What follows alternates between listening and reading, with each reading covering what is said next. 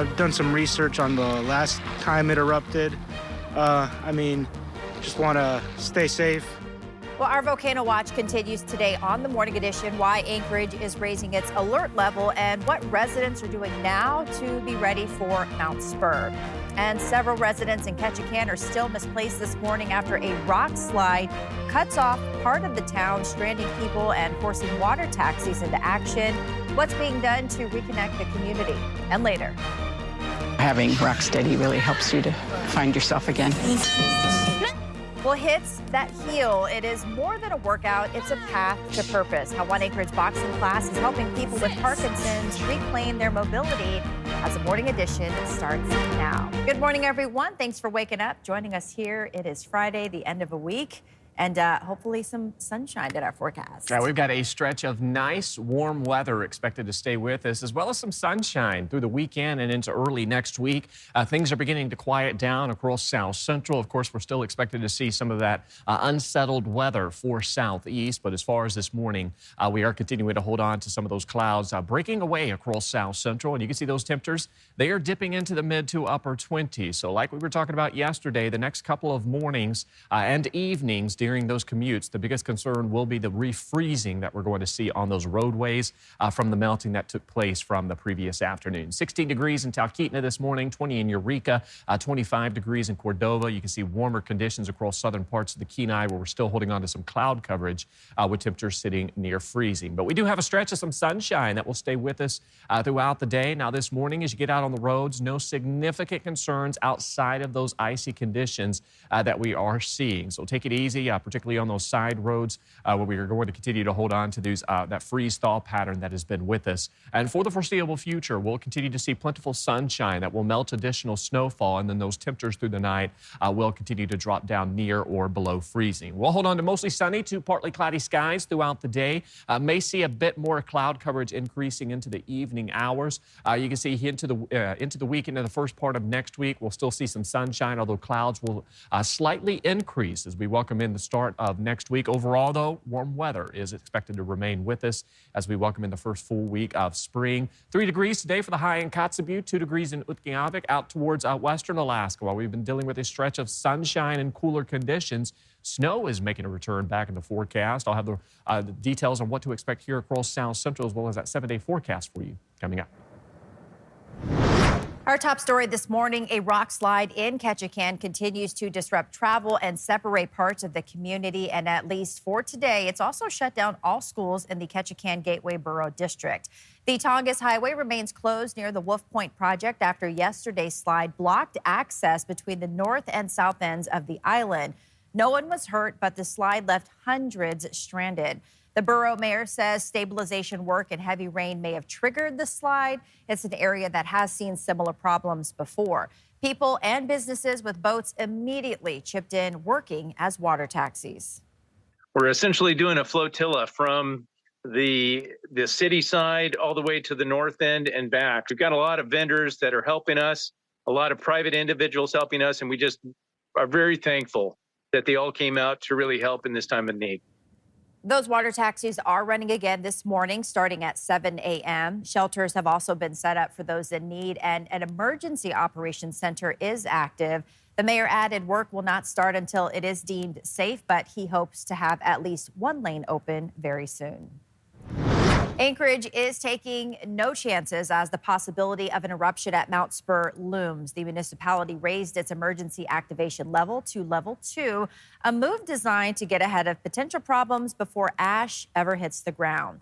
As the city gets ready for whatever comes next, Olivia Nordyke reports after doing some research into eruptions like this one in 1992. Some locals are stocking up on supplies, while others say they're just ready for the volcano to make its move.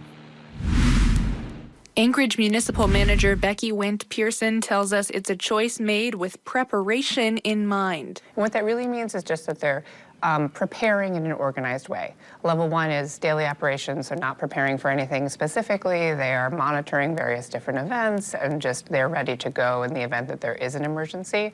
Level 2 means they've identified something that they're going to put together some preparation for. In January, the municipality warning was raised to a level 2 prior to extreme winds in the south central region. Wint Pearson tells us now the information about Spurr is circulating. The municipality is making the move to ensure different community needs can be met when or if the time comes. There's a lot of communication element to this, making sure that the community is prepared for potential impacts to vehicles, for potential impacts to technology. We're going to be pushing out some more information about what should you do with ashfall on your property, et cetera. So again, that will be a critical piece, I think, of this incident. Anchorage residents in Midtown tell us their certain preparation is a good idea, and hearing about an activation level 2 seems appropriate. One man we spoke with was buying a respirator moments earlier. I've done some research on the last time it erupted. Just want to stay safe, Heard that the ash could last a few days, not get to breathe in, so I figured I'd come down to Home Depot, buy a respirator. Some even sounded ready to get it over with. Actually thankful that they've raised the level because I'd like to get it over with.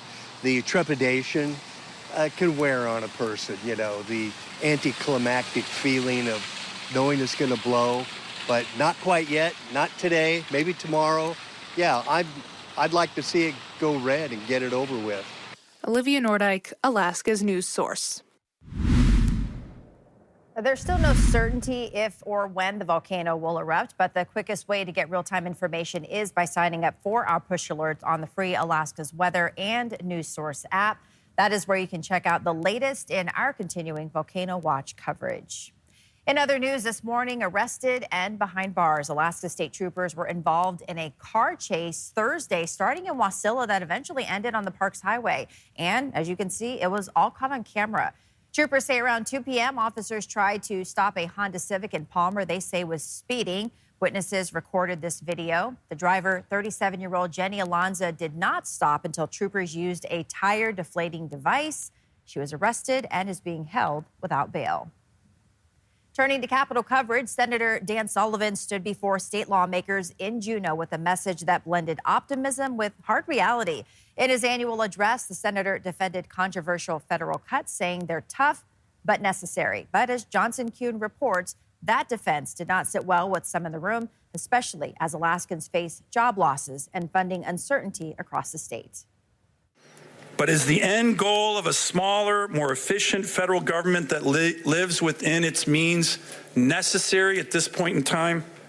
Yes. That was one of Senator Dan Sullivan's ultimate messages during his annual state lawmaker address about cuts made by the Trump administration's Department of Government Efficiency. But it came with this context. Do I like every decision that they are making? No. But these are difficult decisions.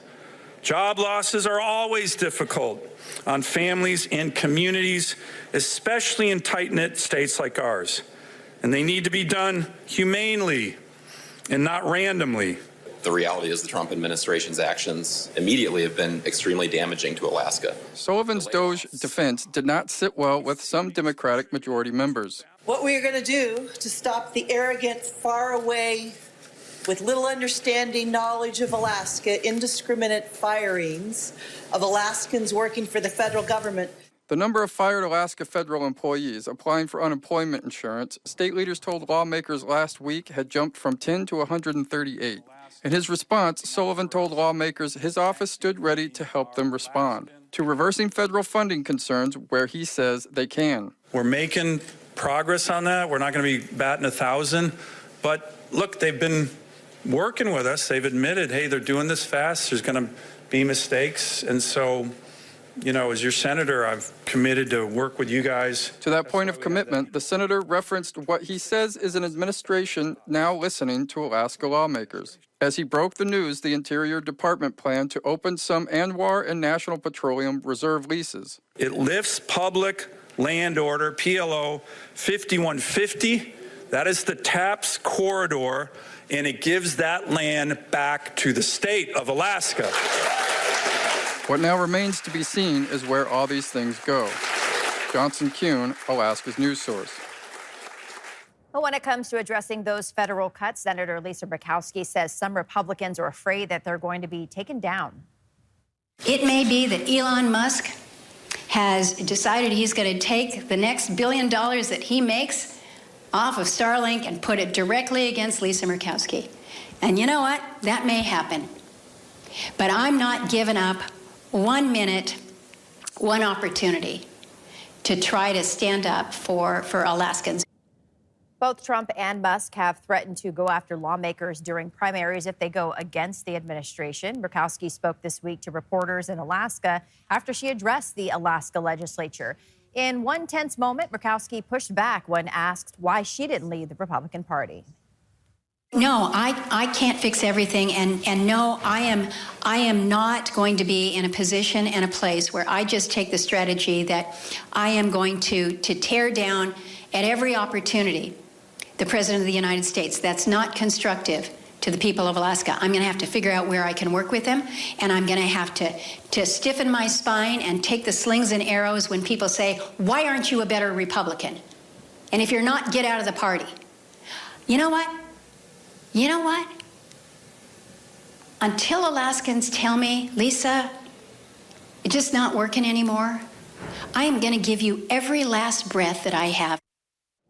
Murkowski says she works with all presidents to better the lives of Alaskans. Moving now to the interior this morning, amid federal job cuts, the Fairbanks North Star Borough is taking action. The mayor says layoffs at Fort Wainwright and the National Park Service prompted local efforts to connect displaced workers with open jobs, all to help keep families from leaving. You know, meeting with the congressional delegation staff in those same meetings to hear how we can partner with them to transition smoothly and what those timelines are is the ways we're looking at trying to make sure we maintain those jobs here and make ourselves available for people across the country who might be losing their jobs in this current unfortunate process. House Speaker Mike Johnson said the cuts being implemented are important for the American people because it decreases the size and scope of the federal government. After the break, for one local group, a boxing class is about more than just exercise. The most important thing about it, I think, is the camaraderie here and just the lack of judgment. There is support in every strike. A look inside a unique program that's helping people with Parkinson's stay strong in body and spirit.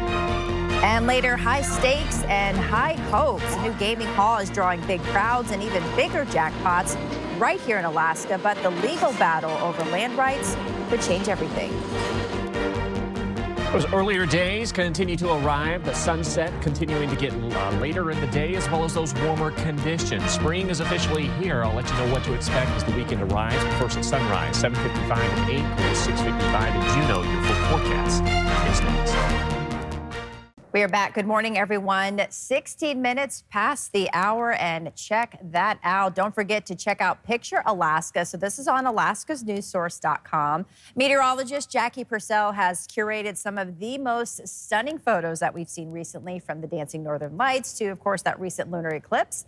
And always don't forget, we want to see Alaska through your lens as well. You can always submit your photos right there on our website. And of course, you know, here on the Morning Edition, Aaron shows them off. And I can't imagine all the photos that you guys get all over the state. Sometimes sifting through them, I'm like, there's so many to choose from. Yeah. But I do my best to give everyone excellent or equal opportunities, I should say, for showing those photos that we have from across the state. So keep sending them in. Taking a look at the time lapse through the past 12 hours.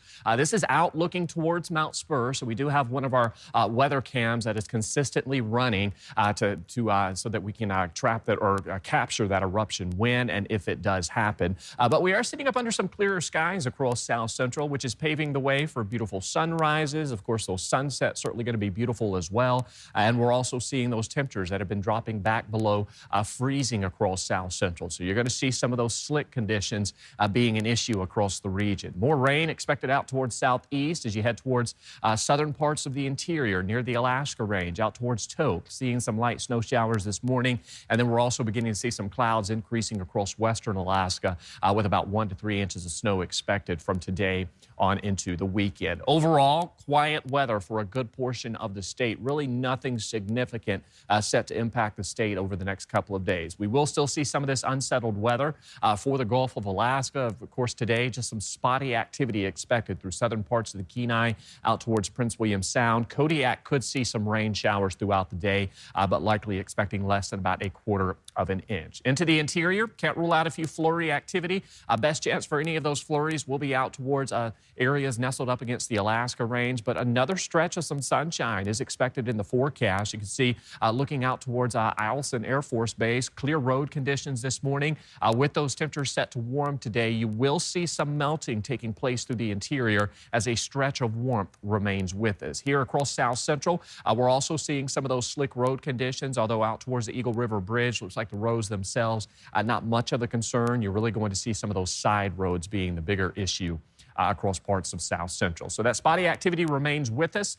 You can see out towards parts of the Alaska range. That's where we'll hold on to that light chance for some snow showers. Overall, though, fairly quiet for the interior, and then you can see some coastal activity stays with us as we welcome in the weekend, although nowhere near widespread activity. We'll just see some isolated to scattered activity sticking around for coastal regions of South Central. That day planner for Fairbanks showing those temperatures will steadily warm near freezing today. We'll see those clouds steadily increasing as well. A stretch of some sunshine, though, staying with us. Partly cloudy to partly sunny skies each and every day. And you can see those temperatures warming above freezing. Check out those overnight lows, though, in the single digits in the teens. So we're going to begin to see a freeze-thaw pattern take hold through the interior as well. So take it easy on those roads the next couple of days. Spotty activity expected across the Gulf Coast region. Those temperatures today should have no trouble warming into the upper 30s and the lower 40s.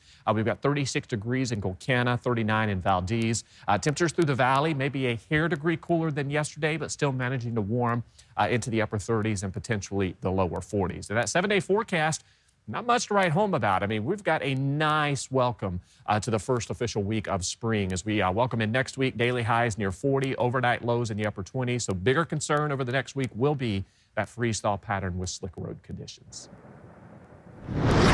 In this morning's Health Watch, fighting back with fists inside a gym where the opponent isn't another boxer, it is Parkinson's disease. The moves are real, the mission is personal, and for those determined fighters, every jab and jump is a victory.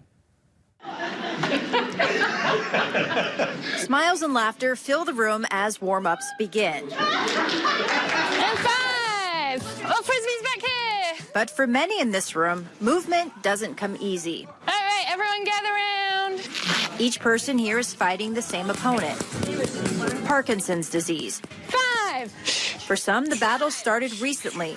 6! I got diagnosed in November of about 2019. Others have been at it for decades. How long have you had Parkinson's disease? About 20 years. Willie Van Heemer comes to this class twice a week, determined to hold on to his mobility. There's no cure for Parkinson's. That's what I was looking for. Got it? Yep. But if they can keep me going without deteriorating too much, then that really helps. His wife and caregiver, Rose, has been by his side every step of the way. It was kind of a shock to hear he had been struggling with skiing and like working harder, but not being able to balance as well and kind of losing strength and also some tremors. Okay, next person! Dick Towers just turned 80. He was diagnosed in 2014 and has been boxing for 3 years now. But really try and get the full movement into it. It makes you focus better on the things that is important for you to do. The physical benefits are clear: better balance, strength, and coordination.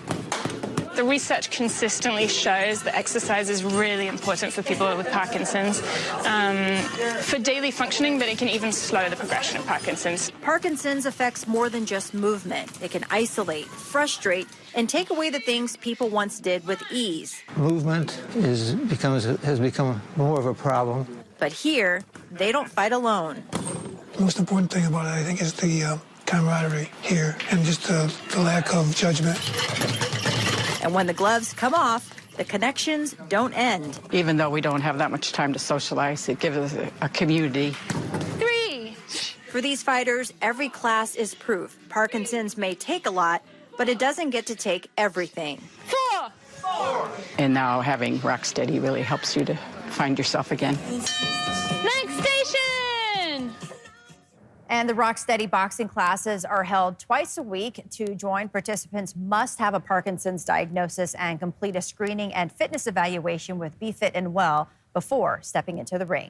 Thanks for listening to our podcast. Click subscribe so you can get the latest podcasts from Alaska's news source automatically and stay up to date with breaking news and in-depth reporting available for free 24/7 with the Alaska's News Source app.